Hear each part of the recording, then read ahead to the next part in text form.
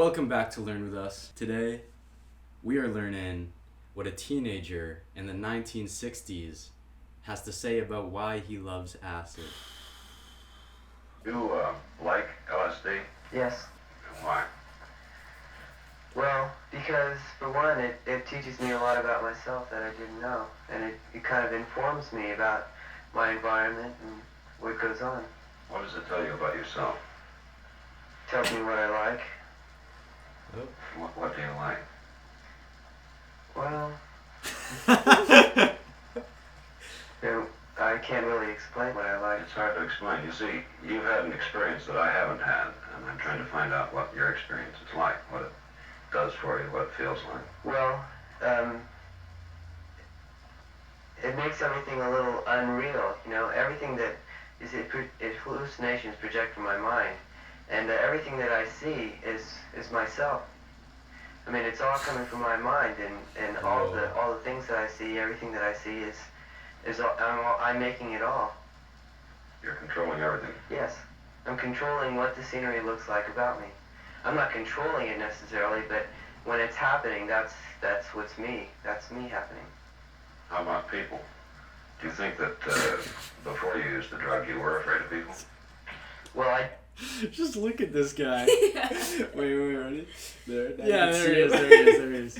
This man is deep chilling in a mental hospital. Yeah. Couldn't look more comfortable. No, he couldn't. He actually couldn't. Everything about the posture, the facial expressions. This man has been zooted. He looks like he knows what's up, though. Yeah, oh yeah. I liked how the point about that everything that he's seeing, all these hallucinations, are his mind. I think that's kind of the thing about like dreams and dream work that initially got me into like spirituality. I don't know if you know about this, but the beginning of my like spiritual path was dream work, and dreams got so vivid that I would wake up the next day and be like, I remember my entire dream as if it was yesterday. What's the difference between a dream and yesterday? And it's like a freaky question to ask. But of course there's one obvious difference that I can't like walk up to you and say, oh, remember what happened last night? However, then I realized you can walk up to dream characters in the dream, ask them about yesterday, and they know yesterday. No way. That's crazy. But I like how he like interpreted his experience on acid as being a reflection of his internal state. know it at the time, but I realized that I was when I took the drug. Because it brings out your inner feelings more intensely.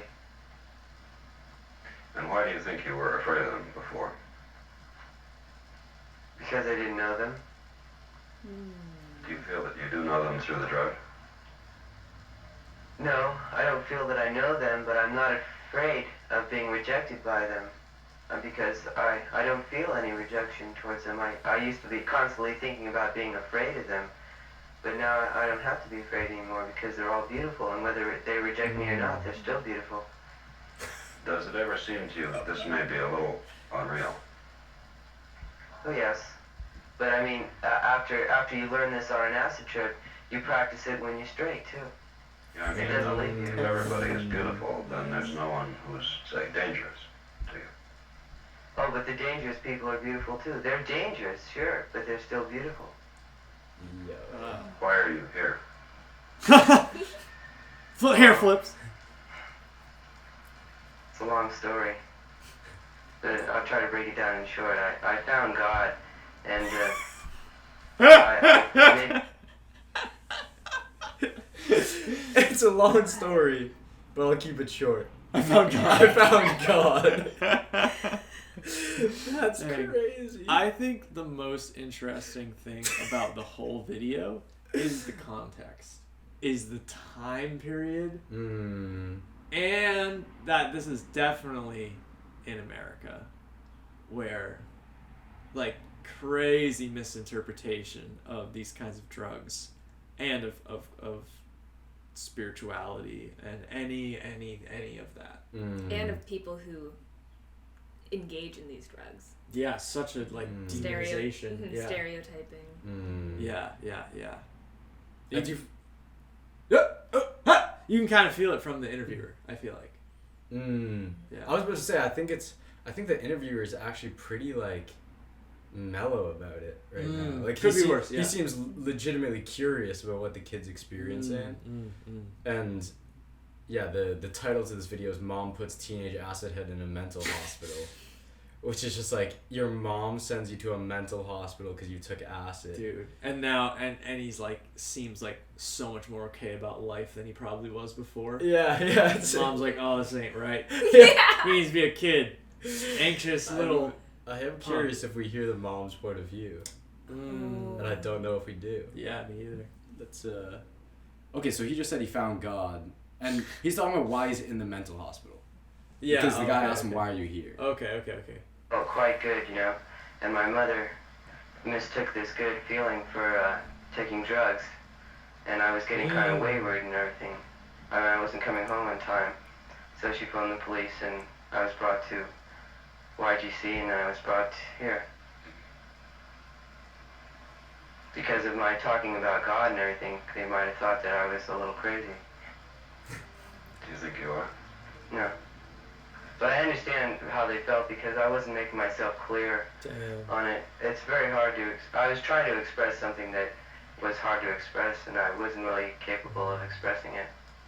Whoa. I mean, I can have the relationship between myself and God, but it's a mistake to try to make other people feel the way I did. And that's what I was trying to do. Yeah. What's God like? Well, first of all, God is everything, so he's like everything. What? There's nothing that he's... That's crazy. I haven't completely wrapped my head around what he just said, but we're still gonna bang. Universal part. Holy Moses. What is God like? God is like everything. Dude. That feels more elite than just God is everything. Yeah. Yeah, God is like everything. Well, he goes, God is everything, so God is like everything. Yeah. Yeah. That connection. Which is a cool line. Also, how mentally aware you need to be as a kid to... I don't know how old this kid is, but he looks like 16. Yes, yeah. I don't know. Yeah. Has to be teenager. And then the fact that he said, I understand... Yes! I understand why... Got me! yeah, I understand why other people don't... Or, like, put me in a mental hospital. Dude. Because I was not Dude. expressing myself well enough. Mm-hmm. Wow. The consciousness to be able to recognize that at such a young age, it just feels like it gives him so much more basis, and he feels like a rational individual being able to see both sides and recognizing that this being put in a mental hospital is not the most pleasant thing, and especially in 1967. Like, he understands that and is so chill here and is just explaining himself with such... You can tell that it's so genuine. There's no... It literally feels like there's no irrationality to it. He's speaking from the heart, from his experience, not speaking for anyone else, just explaining his experience. It'd be interesting to cut to him talking to his mom the first time. While he's like tripping and comes home late. Yeah. He's like, Mom, you don't get it, Mom. God is real. And she's like, what, Jimmy? Yeah. It's almost frustrating to me thinking about how this dude feels like he would be the most lucid person in almost any room. And he's being treated as if he's the least lucid person because of societal factors and everything. He just feels like he would be just the fact that he was put in a mental hospital and then he said like, oh, I was put in a mental hospital and now I'm here. Like he was brought from one to another and it's like clearly it's like he's just being misunderstood by so many people. Completely misunderstood. Yeah. Also just wild, taking in the context that today hallucinogenics are being used as antidepressant medication. Anti-anxiety and like... But slowly healing still. Properties. Yeah. Like it's still legal in a lot of places. It's fascinating. It's a fascinating time on the planet right now. I think the main takeaway from all this that I'm getting is don't do drugs. Don't touch him. Don't touch him. Don't feel him. I still hope the mom pops out. Yeah. Like, I hate Jimmy when he's Yeah. Where does my Jimmy go? I kind of want her to drink though. Yeah. Is he like a man? I don't know. Everything, he lives in everything. Everything on this earth. I can't. Come on! Come on! Come on, Jimmy! No! Jimmy! Yes! Yes! Exactly what we need. Oh, She literally God. heard our call. What is Sally about to say? Bro, about look Jimmy? at Sally's face. She's Dude. she's had enough. Yeah, she's done. She's had enough. Look at this face. Oh my goodness. That it gives you, when your son says to you, can't you feel it? God is everywhere. I'm going with God. I'm waiting for God to come and get me. It isn't a happy thing at all, or an inside. It's a death wish. And I tried talking sense to him. I said, Jimmy, you don't see God till you die. But he couldn't see that at all. He believed that he was seeing it right now. Whoa. Jim hasn't adjusted well to school. He's an extremely introverted boy, or has been up until lately. Shy. He wouldn't try. The least sign of failure to him meant an automatic stop right now. And I think that the problems that he had were magnified and triggered by the release that he seemed to find in drugs. And I feel as though that this is, many of the children today are doing this type of thing, and if it could be stressed that this is a medical problem and not a criminal problem, I believe that parents would be on the telephone calling somebody as soon as they found illegal material around the house, which they don't do now because they're afraid they're sending their sons and daughters to jail. There is a There was so much there. Yeah. There was so much there. The first thing that came to mind was the mom's conception that God only happens when you die. God is something you only experience when you die. And my son Jimmy was convinced. Did you know his name was Jimmy? Did they say his name is Jimmy? Talking sense to him, I said, Jimmy, you don't see God till you die. I thought you knew his name was Jimmy. Dude, Jimmy is my go-to name for like a kid. Dude, I was like, okay, I was tripping because she was like, yeah, and Wait, is his name? dude, his name's Jimmy? actually Jimmy. You didn't notice that? I was tripping because I was like, okay, I think Eli's that's a fill-in name, Jimmy Sally. Yeah, all right. And then she says, yeah, and Jimmy doesn't something, and I was like, oh, he actually knew his name was Jimmy. And I was about to freak out. I was like, his name's Jimmy. But then you weren't freaking out. And I was like, oh, he knew his name was Jimmy, obviously. Dude, his name's actually Jimmy. Come on.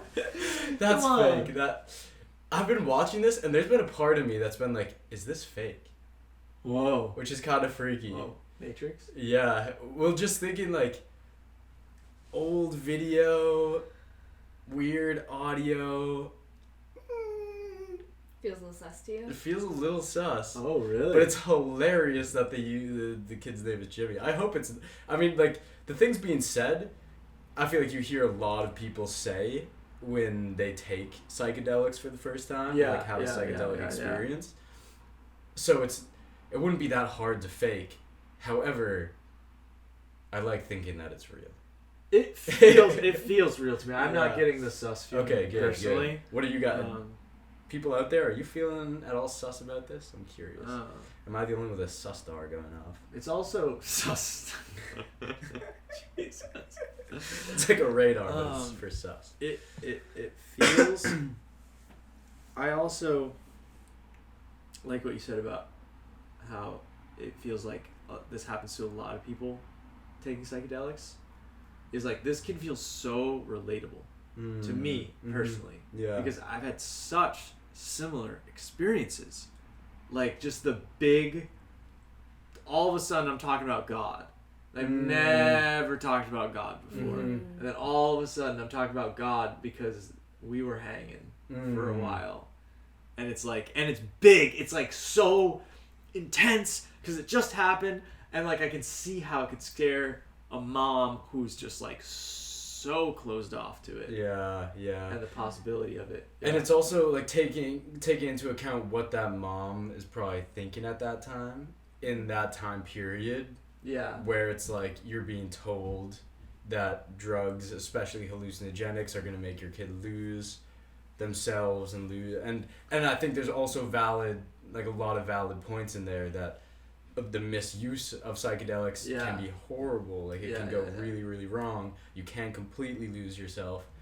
So I like hear definitely a lot of stuff she's saying in terms of a parent who's never done anything like that, then trying to deal with a kid who's like off in some other world that you're not comfortable with. However, the kid's just spitting bars. I want to know like what their talks like are at home, you know? Yeah. Maybe you'll just manifest that too. Because you manifest the mom coming on the screen. And the name. All of a sudden. And the name. Jimmy. Yeah.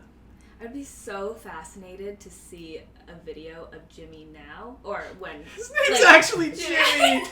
You're not just on to fill in name. His name's actually like Jimmy 20 years later, and see like what his life trajectory is, what his life fulfillment feels like his measures of success and meaning in life, and if his mom has seen that, and like what the thoughts are now from their perspectives, having grown up in 1967, and then like say now if they're all still alive.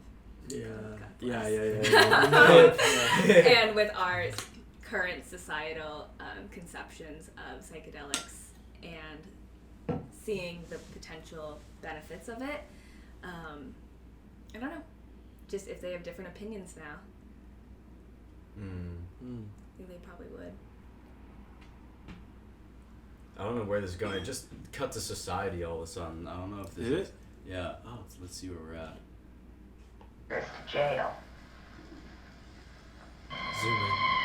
There is a steady flow into San Francisco hospitals of young people who have freaked out and been picked up by the police in a state of desperate terror. Where are my friends? Do my friends know I'm here? Where am I? You're in the hospital here. Come on. Who are you? There's Dr. McShay. The bad trip is a frightening thing to witness. It must be far more terrifying to experience. Where are you taking me? Where am You're I? right around here to the desk. You're in the hospital. Who are you? Hello, I'm a nurse. What's your name? Your hands are cold. What's your name? Joe. Joe. I'm a nurse. Gus? I don't want to be here. Where am I? Friends. It's all right. You should pick up. It's all right. I'm a nurse. Bye. Hi, John. My name is Gus. I'm going to take you to your room now. Hospital people, whether they want to or not, are becoming expert in the handling of LSD users in trouble. Expert? The street, where hippies like to congregate, shows no hint of the horror behind the scenes in hospitals. But the street thrusts the hippies at the community. They can't be left to go their own way and forgotten, because they make their presence felt.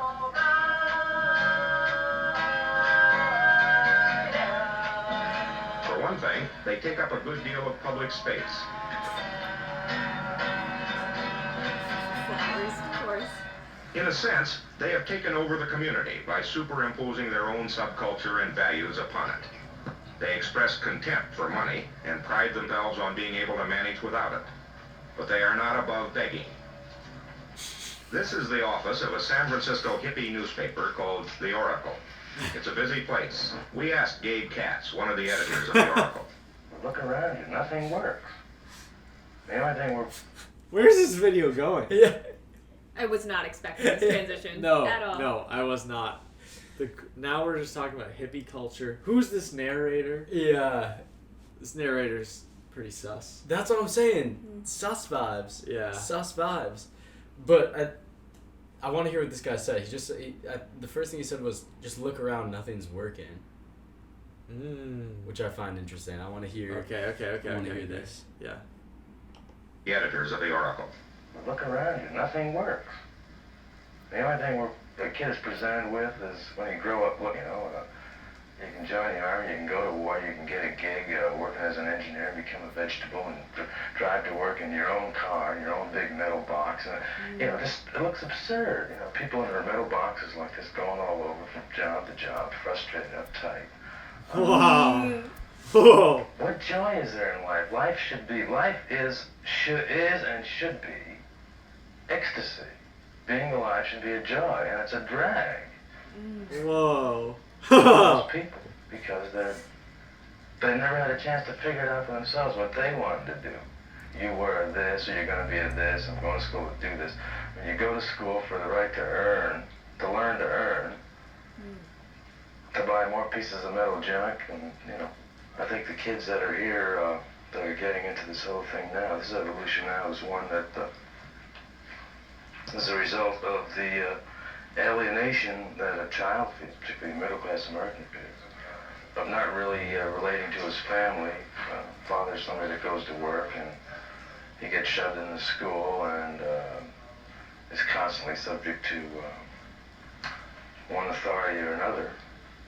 And when he turns on, he sees, wow, there's something else. Whoa. I really, really like what that guy was saying. Yeah. Really, really liked it. I was not expecting that ending at all. No. I was expecting just the agenda that middle guy was saying. Narrator. Yeah, Narrator was saying. Yeah. I really like that it ended on. Did he ever say his name? He's just the editor of the Oracle. Yeah. Right, editor of the Oracle. I really liked what he was saying about this predetermination of a child's life in the context of society, with predetermined roles and expectations, and this feel like we all fit into this grid of okay, you've gone to elementary school, okay, middle school, high school, college, or you join the workforce, you join the army, these very rigid choices for us that don't always feel like choices, but are presented as such. And Jimmy made a different choice to take LSD, and that seemed to clearly open him up to so many other avenues that are not the box, that it feels like society has brainwashed us for years and years and years to just accept and never question. And so I think there is something to be said for alternative experiences, such as psychedelics in safe containers, and other experiences that are not the status quo. Yep. I liked how this piece went back and forth between the people who seemed to be doubting or were against, and the people who were for. And I almost feel like there is a really cool experience that happens when you watch that type of thing, that you start to see two different things and watch them kind of meld into one inside of yourself, where it's there's a lot of good points people are making in terms of if someone is being brought into the hospital because they have no idea where they are, who they are, what's going on.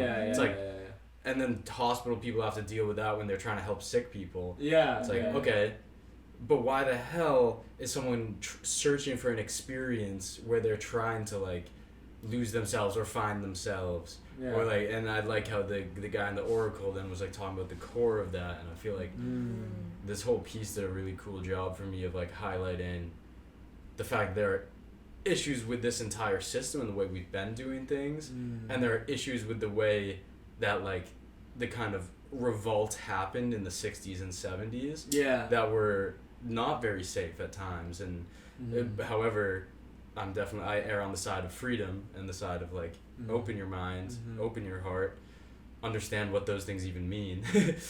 But I guess I enjoyed that. Me too. Your point specifically made me think about my own life of like the rat race, or not the rat race, but just like the narrative that was built up for you, like what your life is gonna look like. I feel like was a thing for all of us, is a thing for so many people, and it's been an interesting journey for me of going from that feeling stuck in my character, and then all of a sudden being like, oh, I can totally ditch my character, ditching it and being like, I have no character, which you witnessed. No character. A lot of you would have witnessed too on the channel, seeing that. I have no character, I have no story, I am storyless. And you are pure awareness. I am pure awareness with no form. It's just like that type of stuff is what I was on. And it's like, it almost felt like I needed to wipe the slate clean, because I was so sick of having such a piled up slate with just a bunch of stuff and narratives and expectations from other people and of myself. And you know what's super interesting that I've witnessed in you? Yeah. Is that back in the day, when you were first going through the phase of like getting rid of yourself, per se, like dumping that old character, you had these very like strict views on the world that were almost like anti a lot of things, such as like, and not in a bad way necessarily, but one was like the environmental movement. And you had such a hard stance on how and why and what is going on. So hard stances, But then at the same time, that was coupled with you having other things where you really didn't want to care at all, such as like the idea of committing to like a certain relationship or that type of thing. And now it feels like after you wiped the slate and came back to rebuilding a character that feels like yours, I've seen all of those things like dissolve and evolve into what I consider a much more, or what I perceive and feel as a much more like wise position in terms of like the way that you handle someone talking about the environment now. It's like a lot of the thoughts are still the same, but you understand way different ways to handle it. But now I've also heard you say shit about like, no, I've found the things I care about the most in life, and I will prioritize those and I will fight for those. And it's like, that is such a different stance than I ever saw you have in the past. Oh, that's so cool to hear your perspective. Because Eli's seen me from before, during, and after all of that phasing happening.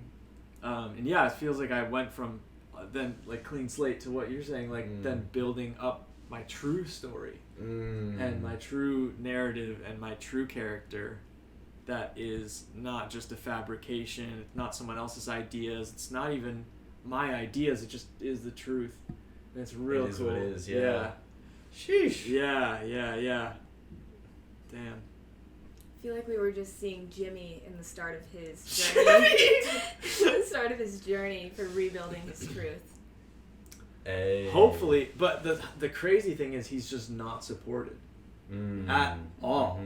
Like he has to be his own lighthouse. Like I feel for Jimmy because just like Jimmy. Shout out Jimmy, because he's just like that was the frustration I was feeling watching the videos. It feels like he's just in it alone, completely alone, unless he finds the hippie crowd. I also love how they like cut to like people in the street barefoot, and they were like, they take up a lot of public space. It's like, what else is public space for? Like, besides people being outside singing, like, that's a good use of public space. Oh man, real tough.